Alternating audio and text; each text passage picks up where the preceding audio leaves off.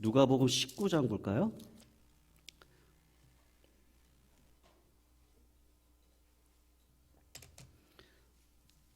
누가복음 19장 28절에서 40절입니다. 19장 28절에서 40절 교독으로 읽겠습니다. 예수께서 이 말씀을 하시고 예루살렘을 향하여 앞서서 가시더라. 감람원이라 불리는 산 쪽에 있는 벳바게와 베다니에 가까이 가셨을 때에 제자 중 둘을 보내시며 이르시되 너희는 맞은편 마을로 가라. 그리로 들어가면 아직 아무도 타보지 않은 나귀 새끼가 매여 있는 것을 보리니 풀어 끌고 오라. 만일 누가 너희에게 어찌하여 푸느냐 묻거든 말하기를 주가 쓰시겠다 하라 하심에 보내심을 받은 자들이 가서 그 말씀하신 대로 만난지라. 나귀 새끼를 풀 때에 그 임자들이 이르되 어찌하여 나귀 새끼를 푸느냐 대답하되 주가 쓰시겠다 하고 그것을 예수께로 끌고 와서 자기들의 겉옷을 나귀 새끼 위에 걸쳐 놓고 예수를 태우니 가실 때에 그들이 자기의 겉옷을 길에 펴더라.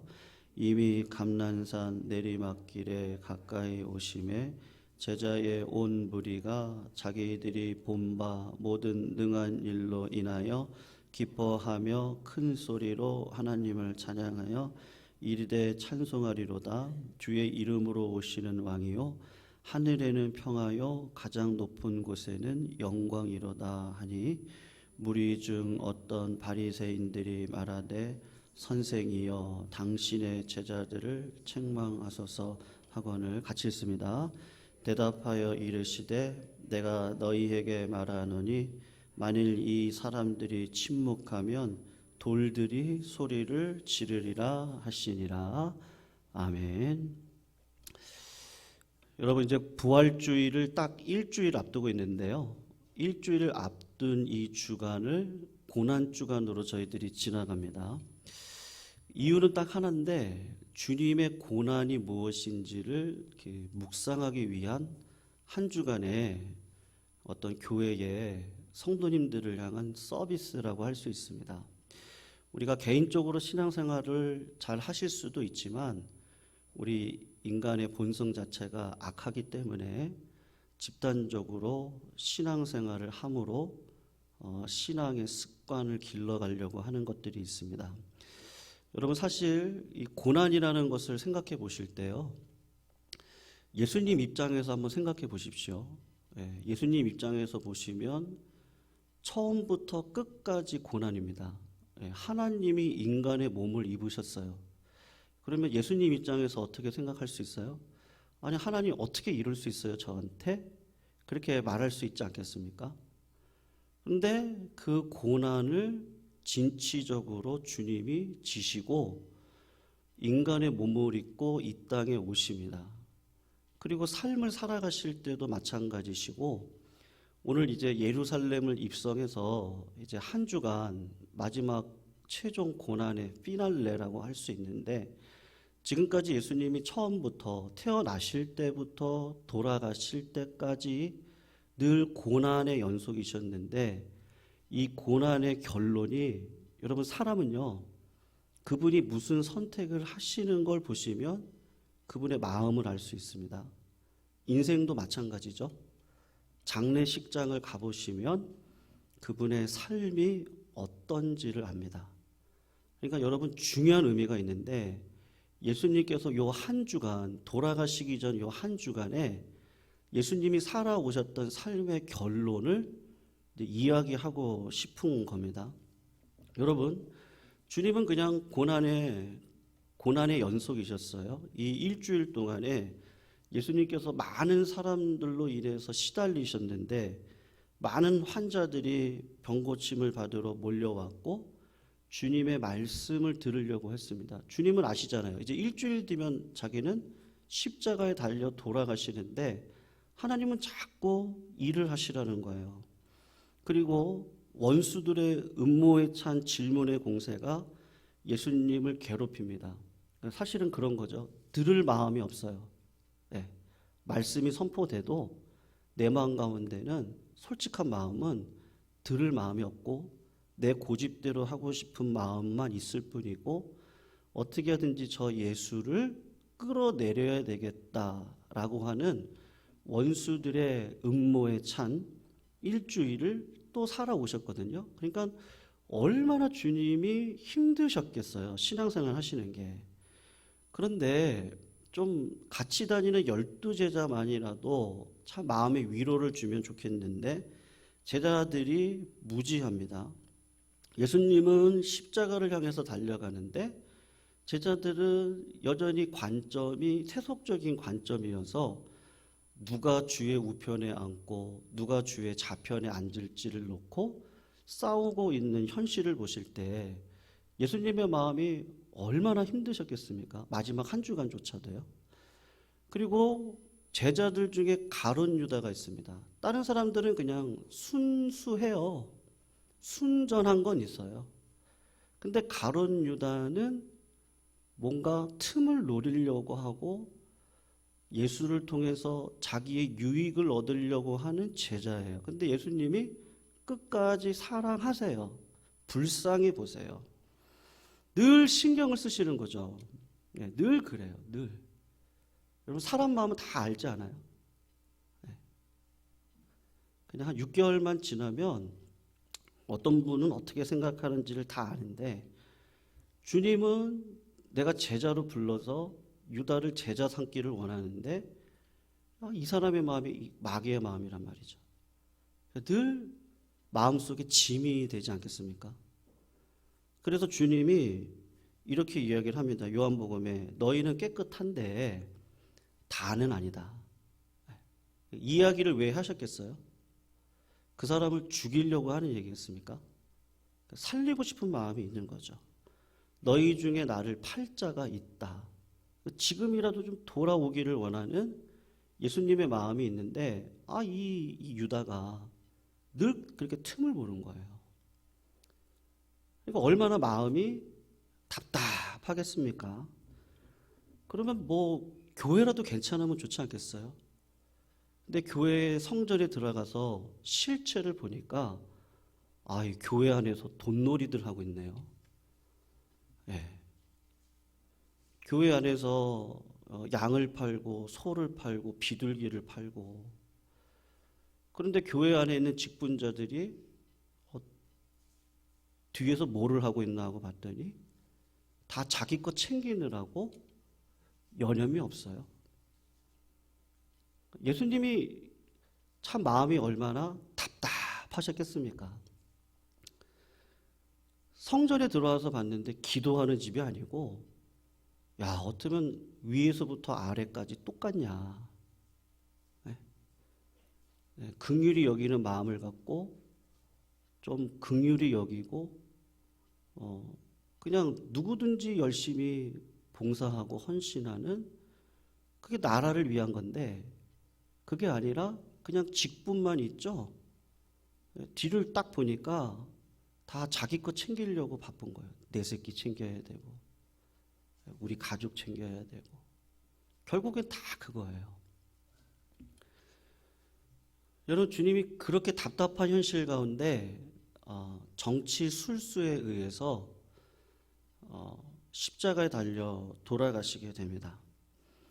그런 걸 보면 예수님은 처음부터 끝까지 고난이셨고 고난으로 점철되셨고 그리고 고난의 끝자락조차도 하나님은 세상의 허물과 죄악의 폭로를 다 보여주시고 그리고 주님이 십자가를 지도로 하고 있다는 거예요.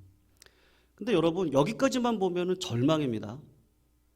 그런데 오늘 주님이 행하시는 일들을 보면 나귀를 타고 예루살렘으로 들어가시는데 이게 영광이란 말이죠. 나귀 타시고 호산나의 외침에 쌓여서 예루살렘에 입성하시는 이게 영광을 보여주는 거고요. 그리고 부활을 통해서 또 영광을 보여준단 말입니다. 전통적으로 유대 나라의 왕이 대관식을 하려고요. 그러니까 왕식을 하기 위해서 예루살렘으로 올라갈 때는 꼭 낙이 새끼를 탑니다.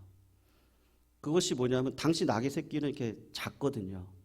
그러니까 무릎을 이렇게 구부려서 타야 돼요. 그러니까 얼마나 참 이상한 모습이에요. 왕의 모습이.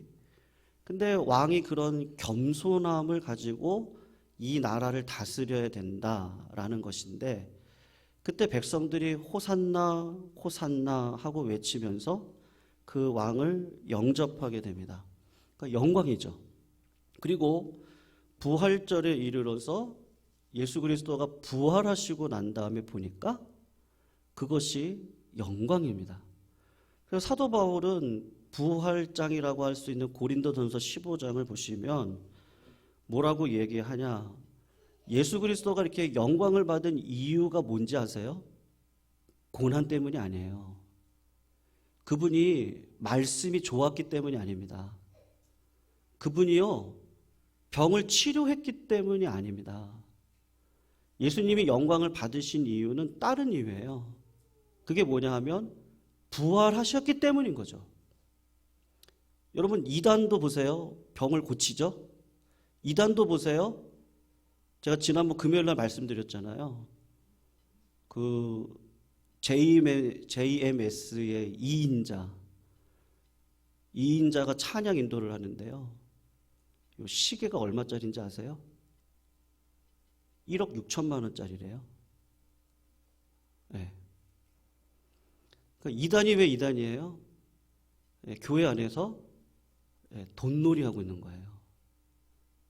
옷이 뭐 그냥 이거 원피스요. 그냥 이렇게 원피스 그냥 그 천으로 이렇게 하나로 통으로 만든 그게 몇백만 원이래요. 성도님들, 그런 게 영광이 아니죠. 그런 거 영광이 아니고요. 성경에 예수님이 오늘 하고 싶은 이야기가 뭐냐면 부활이 영광이라는 것을 보여주고 있는 거예요. 그러니까 부활이 없으면 뭐예요? 예수님의 그 희생적인 헌신도 소용이 없어요. 위대한 말씀도 소용이 없어요. 치유하는 것도 소용이 없어요. 그건 누구든지 할 수 있어요. 조금 영적이신 분들은 할 수 있어요. 근데 그게 영광입니까? 아니요. 부활이 영광입니다.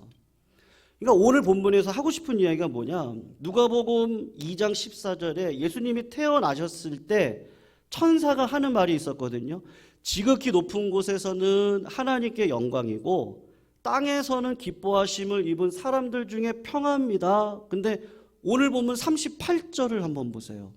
누가가 의도적으로 예수님의 탄생이 영광인데 십자가를 지러 가는 길도 뭐라고 얘기하고 있습니까? 이르시되 찬송하리로다 주의 이름으로 오시는 왕이여 하늘에는 평하여 가장 높은 곳에서는 뭐라 그래요? 영광이라고 이야기를 하는 거예요. 그 사이에 뭐가 껴있어요? 고난이 딱 껴있는 겁니다. 여러분, 예수님께서 고난을 어떻게 보셨을까요?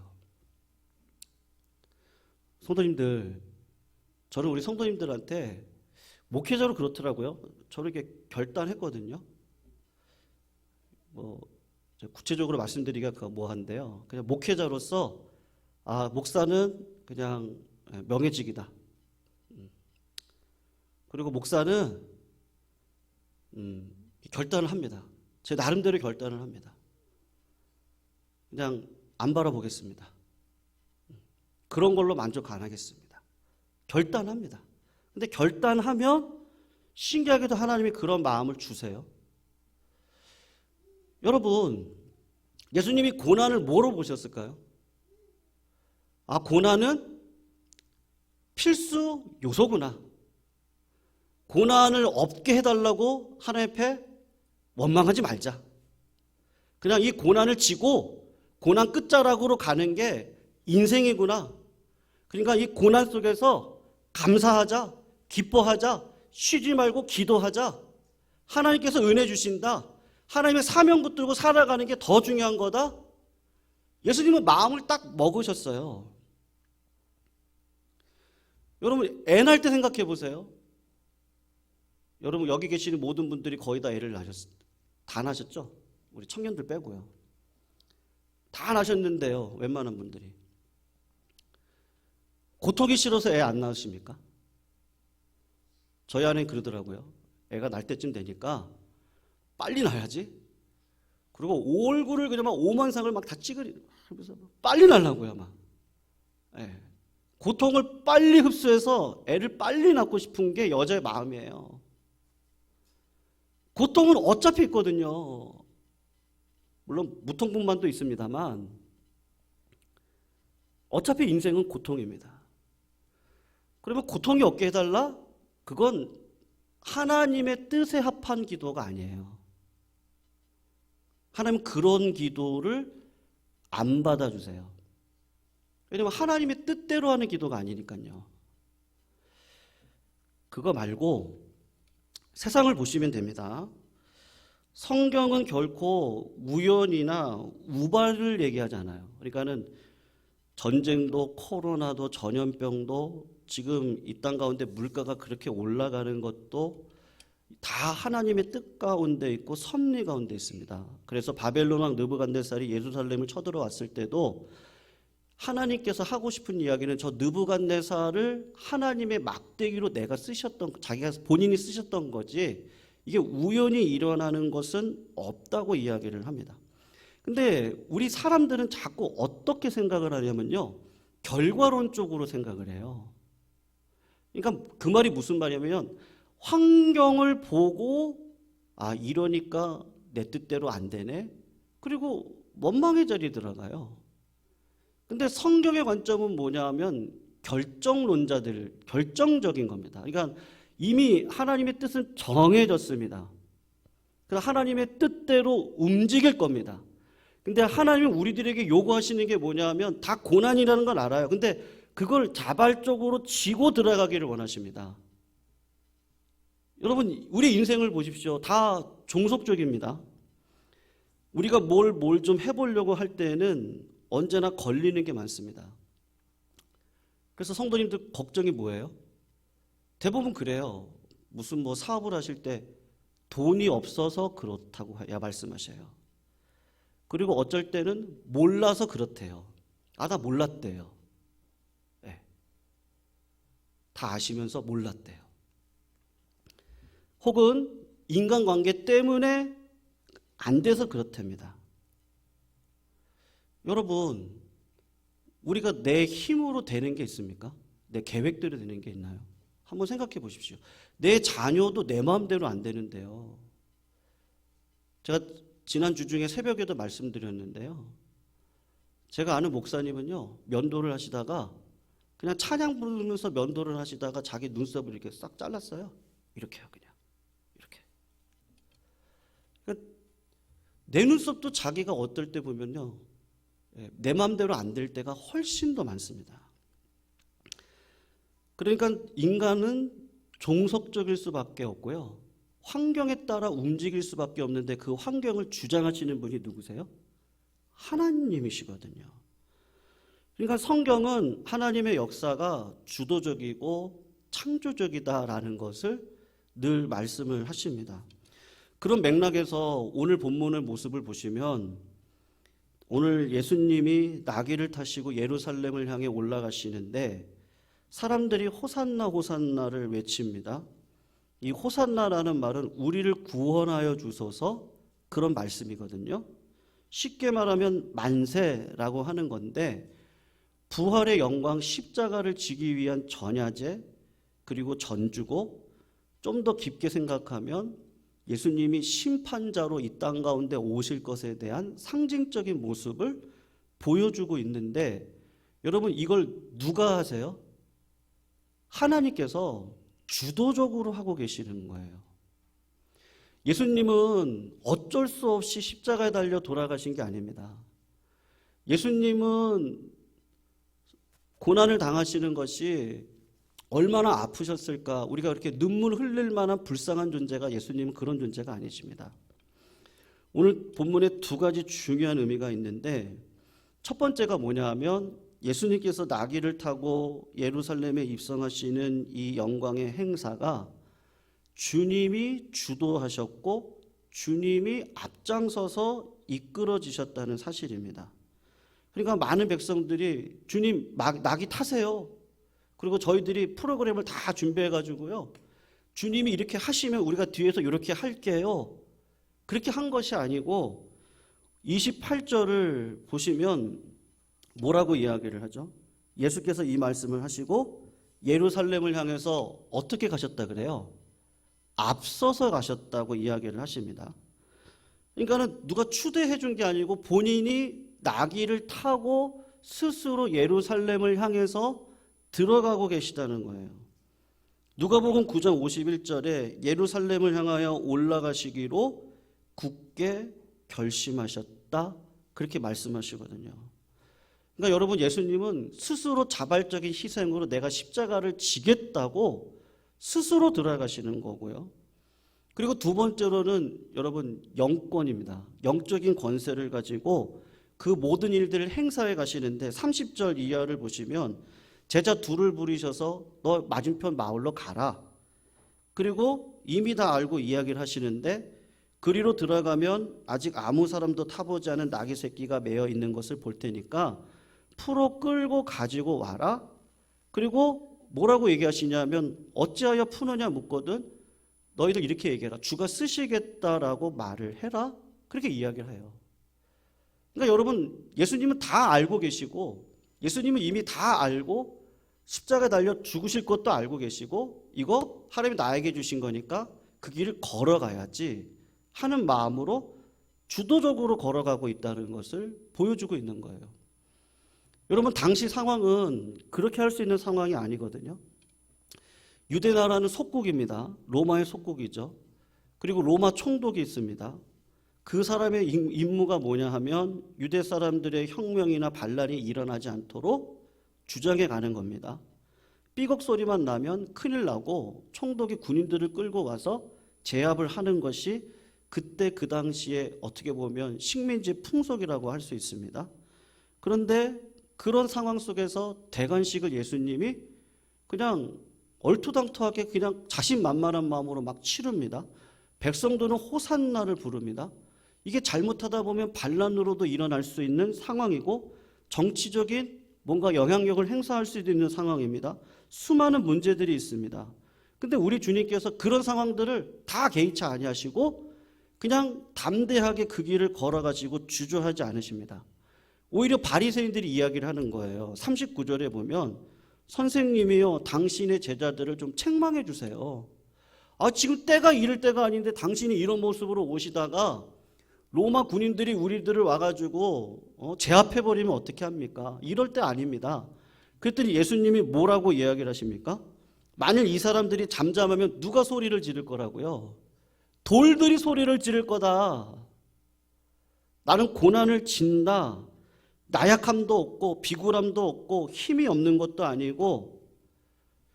그래서 요한복음 18장에 그렇게 얘기를 하셨나 봐요. 아버지께서 주신 잔을 내가 마시지 않겠느냐. 그리고 마태복음을 보면 내가 12영이나 되는 천사를 불러 모을 수 있지 않겠냐. 근데 나는 그렇게 하지 않고 십자가를 지기 위해서 오늘 나귀 타고 진짜 왕 내가 예루살렘을 향해 들어간다. 그렇게 이야기를 하십니다. 성도님들, 오늘 본문에 우리가 그냥 지나가 버리면 말할 한 사람이 있습니다. 예수님을 얼마나 이해했는지는 알 수 없지만 예수님의 말씀에 순종했던 이름도 없는 자가 있었거든요. 난데없이 웬 사람 둘이 와서 다짜고짜 자기 나귀 새끼를 끌고 가려고 합니다. 그러니까 도둑인데 대낮도둑이죠. 그래서 어찌하여 남의 새끼를 푸느냐 그랬더니 제자들이 주가 쓰시겠다 하라. 한마디 얘기 듣자 두 말 없이 어떻게 해요? 자기 나귀 새끼를 순종하는 마음으로 드립니다. 주님의 뜻이니까 뜻대로 하시옵소서. 그런 자가 있고요. 수많은 무리들은 어떻게 하고 있죠? 호산나 다윗의 자손이여 어서 오시옵소서. 호산나 다윗의 자손이여 어서 오시옵소서. 그 많은 사람들이 원했던 건 뭐예요? 예수님을 통해서 뭐를 얻고자 해요? 여러분, 제가 수요일날도 말씀드렸는데요. 고난이 복입니까? 형통이 복입니까? 고난이 복입니까? 형통이 복입니까? 솔직하게 한번 생각해 보세요. 네, 솔직하게요. 성도님들 기도 제목 있으시잖아요.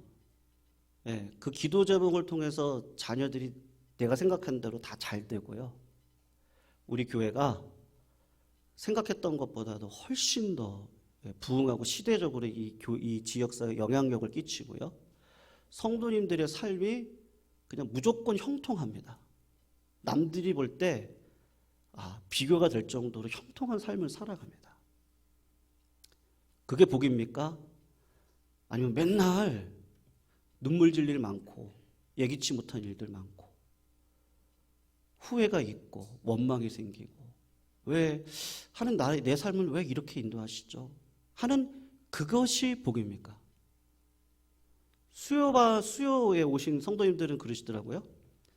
목사님 둘 다 복입니다. 그래서 제가 그랬어요. 둘 중에 하나를 고르신다면 뭐가 더 복이겠어요? 그랬더니 우리 성도님들이 형통이 복입니다. 제가 뭐라 그랬게요?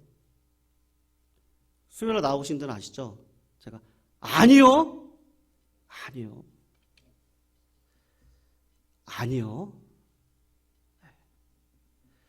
예수님이 십자가에 달려 돌아가시기 한 주 전 고난을 종결시켜야 될 요 타이밍에 성전에 들어갔는데 성도들이 뭐를 하고 있어요? 잘 살겠다고? 돈놀이 하고 있었어요. 예수님이 어떻게 하셨죠? 다 엎으셨어요. 그리고 교회는 그런 곳 아니에요. 기도하는 곳이에요. 하나님의 임재를 경험하는 곳이에요. 진짜 형통이 복이면 누가 복이에요? 성경에서요. 솔로몬이 복 아닙니까? 근데 성경은 은을 너무 많이 가졌던 솔로몬, 그리고 병거를 수도 없이 많이 가졌던 솔로몬, 여자가 1000명이에요.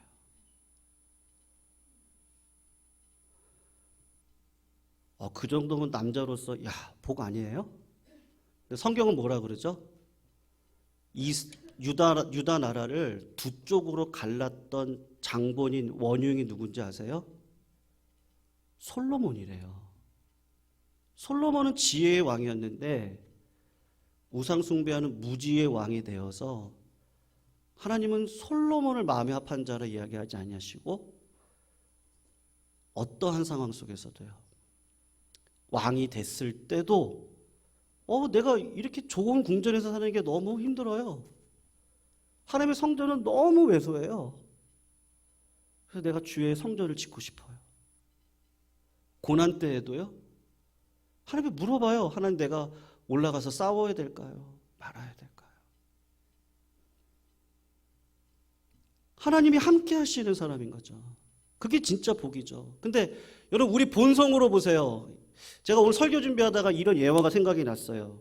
찾아봤거든요. 어떤 여객선에 부두에 닿았어요.